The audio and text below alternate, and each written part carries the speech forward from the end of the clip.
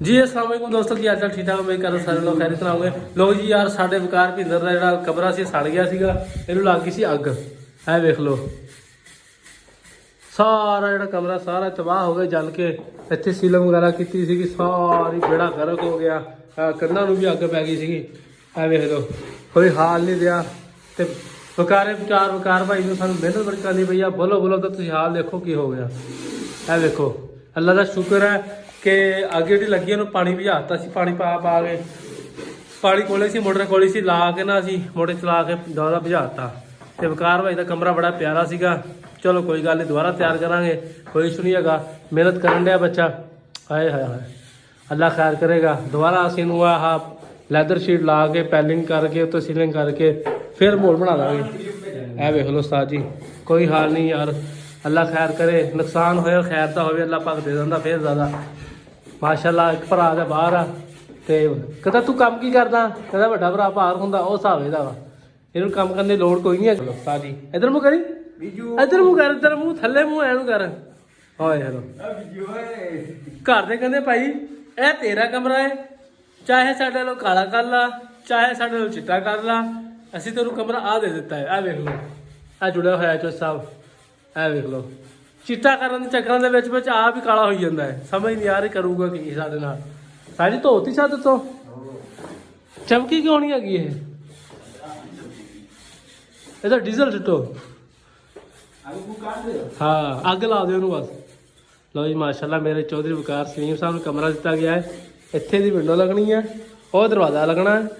तो आ जनाब माशाल्लाह कमरा जी का आए हाय हाय हाँ वेख लो सादी मेहनत हो रही है मेहनत माशाअल्लाह ब्याह कराना कोई सौखी गल है तुसी कहने ब्याह हो जाए बड़े खादे पीते हो जाना कोई पता नहीं लगना है वेख लो हुणी तो गुलामी जो मेरा समान आया ना तो ना गंदा होया सी मैं नाल होंडे सी मेरे यार मेरे सारे मैं गंदा होया ना मैं चक के कपड़ा देना शुरू करता ये कहते लै हुणी तो रन मरीती आ देख लो हजे ब्याह भी नहीं होया हजे असी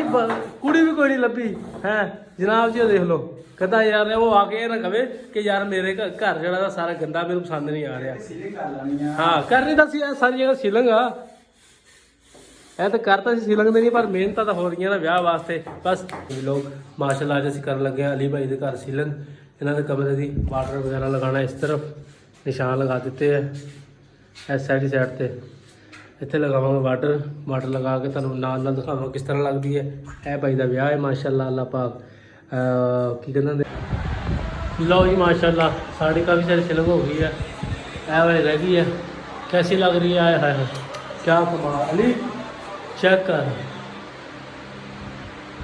मज़ा आ रहा है रह गया जितना खाना हो गया तो रह गया जी कैसी लग रही है कमेंट में लाजमी दस्यो बाकी लो जी माशाल्लाह साड़ी सीलिंग हो गई है फाइनल चेक करो सर कैसी लग रही है ओके करके सारे पासे माशाल्लाह ओके हो गया टाइम तो काफ़ी लग गया कल्ला बंदा सीगा हाँ भी दुकानदार साहब इन्होंने तो तुम जानते ही होगे जिन्होंने घर करने अल्लाह पाक इन्होंने नसीब करे रहना नसीब करे चेक करो सर जी